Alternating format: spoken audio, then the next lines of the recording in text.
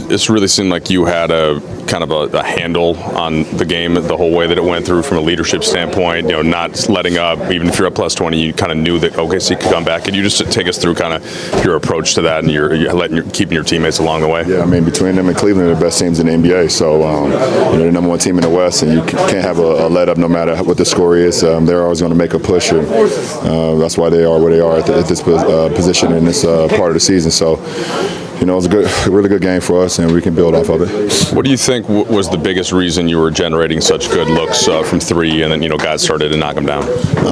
We just played with some pace. We got to where we wanted to get to offensively, and AR did what he does every single night. You had 2 layups in a row. Oh, that's bogus. He blocked that one? Okay. I'll give you one. Second one was nasty. AR does what AR do, man, and then obviously Luka was spectacular as well. But all-around performance by everybody that came in the game tonight. It was a good win for us. So the Boston game, you guys went through a bit of a lull, but now in the last week or so, you have the road win in Memphis. You beat Houston. You beat OKC here. What type of momentum do you think you've been able to recapture? Obviously we know it's the final stretch into the postseason, so we're just trying to rack up great habits. Obviously. Sometimes the game goes the way the game goes, and sometimes you can play a great game and still lose the game. Sometimes you can feel like you didn't play as well and win a game. But it's about habits, and I think we're just trying to, build our habits right now going into the final stretch of the season. Along those lines, it seems like it's valuable, particularly against a team like them, that to see those habits and apply them. How big of an opportunity did you view having them on the schedule at Oklahoma City now? To kind of put what you guys have been working into in action? We just want to, no matter who we're playing, obviously we've been pretty good against some of the better teams this year, and we haven't been as good as some of the teams that's below 500. But this is a great team to test out and see where you are. But ultimately, it's about our habits. We have to continue to push our habits. They know who they are. They know what they're going to be in the postseason, and we're still trying to figure it out. With our lineups, with us all getting acclimated to what Luka wants to do, AR, myself, and make sure we keen on everybody else on the team and make sure we held each other accountable. So, we understand that coming down the stretch we have to play some really good basketball, but we still working on our habits. It's a single game, and obviously it'd be easy to say just do that every game, and that can be who you guys are. Right. But how much of the non-shooting stuff tonight were you happy with? The controllables? Yeah. We know that they're very good when it comes to getting into the paint, attracting a lot. They do a great job of getting to the free throw line. They do a great job of getting offensive rebounds and second chance points. And those are some of the controllables that you control. Not putting your hand in the cookie jar, when a lot of those guys are driving, Shea, J-Dub, some of those other guys. You got to just, live with the contest, make or miss. And I think we did a great job of paying attention to detail in that. And then when they missed, they did get a couple offensive rebounds in the first half, but I thought in the second half we shored that up. So we was very keen on what we needed to do. How are you personally going to manage the back-to-back coming up? What's today? Damn. Can I get to it? I don't even know. I know. I don't even know, man. I'm about to go shoot. Mind the game with Steve Nash. Okay. That's what's most important right now. We got that dub out the way. Now I'm gonna go shoot Mind the game with Steve Nash. So we get there when we get there. Last question. We're just going to ask you about the. Go ahead. Yeah, go ahead. Go ahead. I'll give her extra credit. Oh, extra one.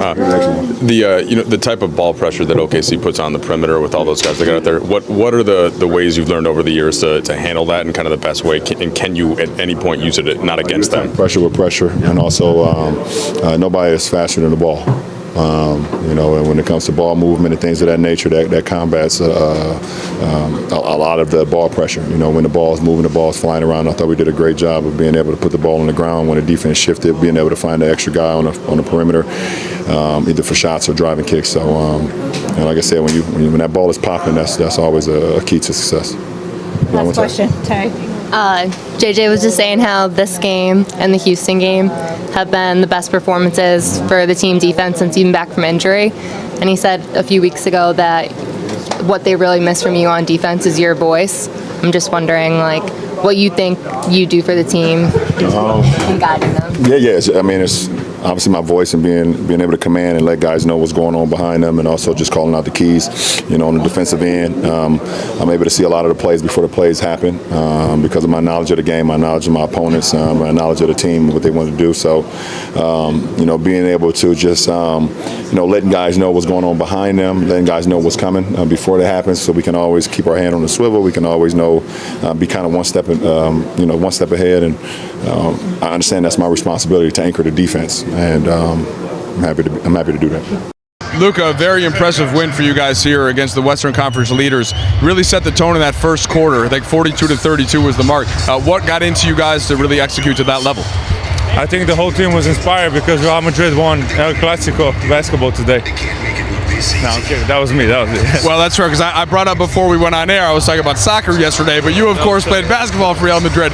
Fair enough. I know where your heart is there. But now with that acknowledged, and we know how good Real Madrid is, what was it in the first quarter, Luka, that got you guys going?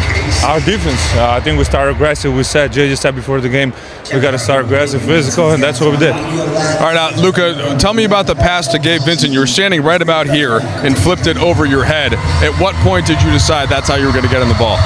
I don't know exactly. Sometimes I just decide things that sometimes are good, sometimes not. But I knew that he was standing behind me in the corner. That's a pretty good pass, I think. Pretty good pass. All right. But he made it, so that's a tough shot to make. For sure. Well, look, a lot of your teammates hit threes tonight. Do you think, is there something collective about shooting sometimes when you see your teammates making shots, then that helps everybody else get going too? Yeah, definitely, especially when we get shots like that, like this. I think we had a lot of open shots. We were driving the ball, sharing the ball, so I think that's the best offense we had. Okay, last one for you. You play again in a couple days in this building. You, of course, played the Thunder last year in a tough playoff series. You know what it's like to play 2 games in a row. What's going to be the key, as you know they're going to come out pretty strong? We got to come out with the same mentality. They're number one in the West for a reason. They're a very tough matchup, but we got to come out with the same mentality. All right, thanks, Luka. Lakers deliver a stunning victory over the best team of the season. In a thrilling showdown this Sunday, April 6th, the Lakers achieved a monumental victory against the Oklahoma City Thunder, with a final score of 126-99. Currently, the Thunder boasts the best record in the NBA and stands as the sole leader of the Western Conference. With this win, the Lakers firmly hold onto their third-place position. The game started off evenly matched, with the Thunder taking an early lead, thanks in part to a strong performance from Shai Gilgeous-Alexander, a top MVP contender. However, Austin Reeves and Luka Dončić quickly found their rhythm, allowing the Lakers to not only catch up but also take the lead. In an impressive first quarter, the Lakers scored 42 points against what is considered the best defense in the league, building a 10-point lead. A standout moment was Jared Vanderbilt's excellent defense against Chet Holmgren, who posed a significant height advantage for the Thunder. From that point on, the Thunder struggled to even tie the score. By halftime, the Lakers had opened up a commanding 22-point lead, which at one point swelled to 29. Although Oklahoma made a brief run with a 7-0 spurt in the second quarter, they couldn't maintain their momentum. No third-quarter slump. Lakers fans know to hold their breath until the end of the third quarter, as the team's performance often dips. But not today. Instead, the Lakers extended their lead back to 29 points, even with Shai's strong showing, thanks to a porous Thunder defense that left gaping holes in the paint. With over 20 points separating the teams in the final period, the Thunder's coach opted to rest his starters in preparation for their rematch against the Lakers on Tuesday, April 8th. Meanwhile, J.J. Redick showed respect for the top team in the West, keeping 4 of his 5 starters on the floor until the closing minutes. Only Jackson Hayes, who played just 12 minutes, was replaced by Dorian Finney-Smith. The victory was capped off by a 3-pointer from Bronny James in the final seconds. A 3-point extravaganza. Despite having one of the lower 3-point shooting percentages in the league, the Lakers lit it up from beyond the arc today, sinking 22 3-pointers compared to the Thunder's 12. This impressive shooting display wasn't limited to just one player.